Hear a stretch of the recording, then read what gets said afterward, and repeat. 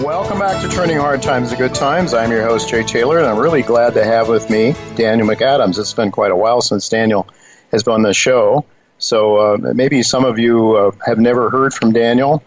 Many of you have, I'm sure, but he is the executive director of the Ron Paul Institute for Peace and Prosperity. He served as foreign affairs advisor to to Ron Paul when he was in Congress from 2001 to 2012. And in the 1990s, he worked as a journalist based in Budapest, Hungary, including as editorial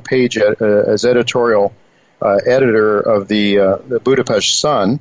He also serves as a special rapporteur for the British Helsinki Human Rights Group in the past, while based in Europe, monitoring human rights and elections on the ground in various contentious states, including Albania during the 1996-1998 civil unrest, in Montenegro, Georgia, Armenia, Belarus, Croatia, and Slovakia. So he has quite a background, and no wonder he also, I know him very well, we've spoken many times, and he is very much a lover of liberty and personal freedom.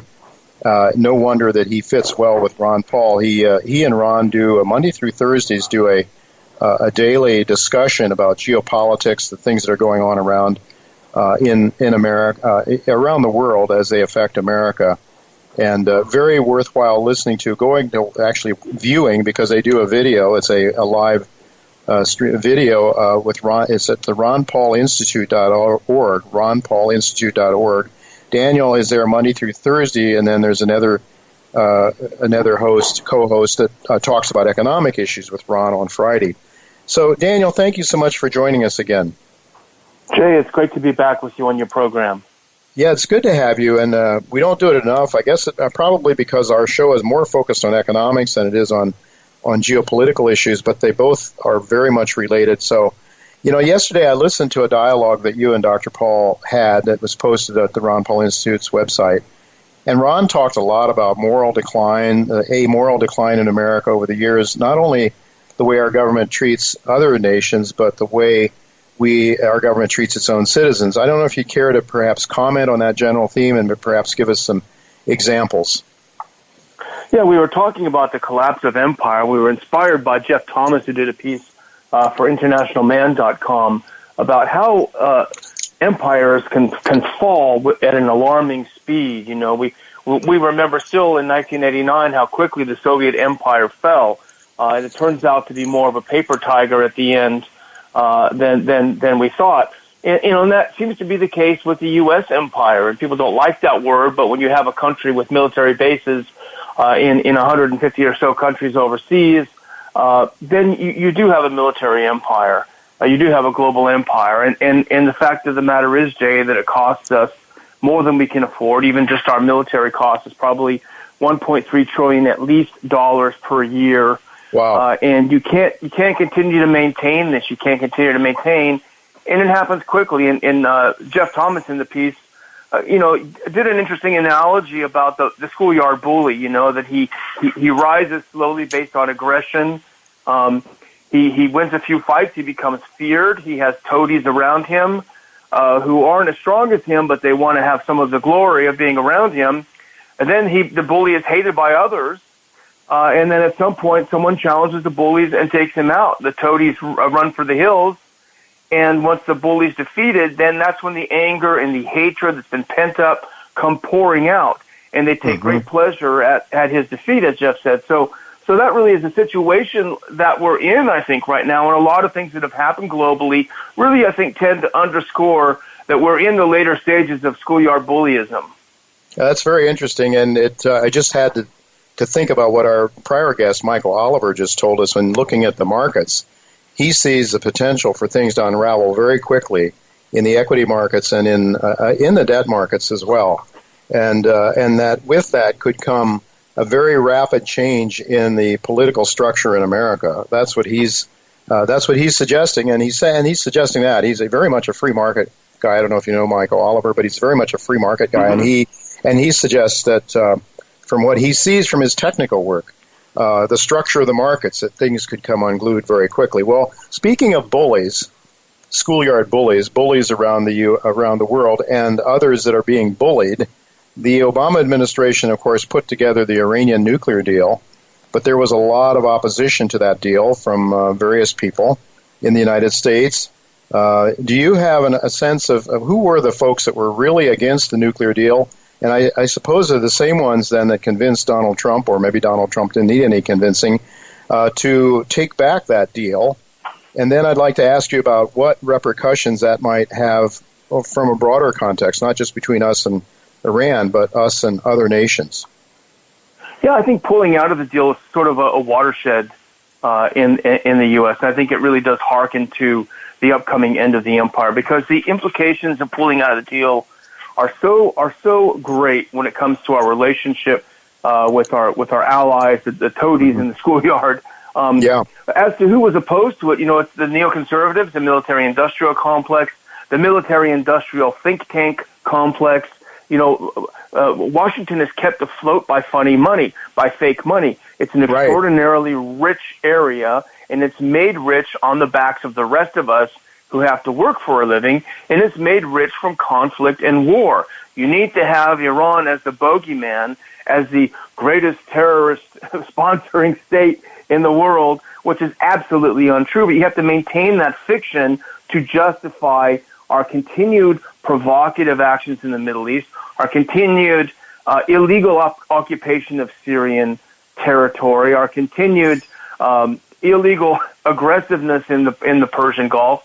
All of this is a house of cards, really. But for now, it's enriching some very well-connected people. Mm-hmm. Well, certainly, I think I saw just today maybe an article in which the French president was trying to convince President Trump to try to make amends with Iran and try to get things back on track. Certainly, I know. I remember when Vice President Kerry was making the case for the agreement that Obama put in place. He was suggesting to, I think it was a group of businessmen that he was speaking to. He was suggesting that if we took away that, if we didn't pass this deal, we would make a lot of our allies in Europe very angry, because they had sacrificed a great deal with sanctions in terms of their economic well-being. And we finally then got them to some sort of an agreement. I guess the neocons always have to have a reason why not to make peace.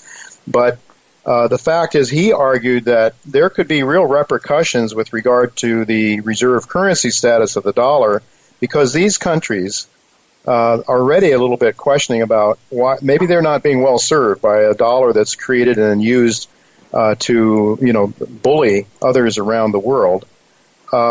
So do you think to a great extent that this has hurt our relationship with Europe, with European allies? And I mean, Germany comes to mind too in terms of its relations with Russia, but could you comment maybe on some of those economic connections with our bullying status? Yeah, I think hurt is an interesting word. I would say changed. It changed our relationship. It was a wake-up call to our European allies that, the United States really doesn't have our best interest at heart. It has the interest of a narrow layer of American political society at heart. And, you saw from when the Iran deal, the JCPOA started to be implemented, you saw an enormous uptick in trade between Germany and Iran. Iran wants to buy things, it wants to sell things, it wants to trade in the international markets. And Jay, you and Dr. Paul and myself and all of the rest of us who believe in free trade creates peaceful relations. Peaceful relations follow trade, and so this was a win-win for everyone in Europe. And all of a sudden, in a very capricious manner, President Trump comes up and says, "No, we're going to shut the whole thing down. It's the worst deal ever." And everyone else is thinking, well, what was so bad about it? And now if you look at the mess that Trump has created, the U.S. is desperate to go back to the status quo ante. Just like in every other place we blow up with our foreign policy, in Libya, in Iraq, et cetera, if we could just go back to the status quo ante before we tried to help these people and help the situation, we'd be better off. So it just shows the folly of this kind of activity. Yeah, well, I have an idea that $1.2 trillion a year is helping some people, as you say, a narrow interest. And, Well, you go around Washington. You just in Washington. It's just becoming, that whole area is becoming one of the wealthiest. It's almost like parasitic, I would say. Money just flowing from the middle class to the people that are connected to the government. Well, with just a couple of minutes left here, Daniel, we're the trade dispute with China.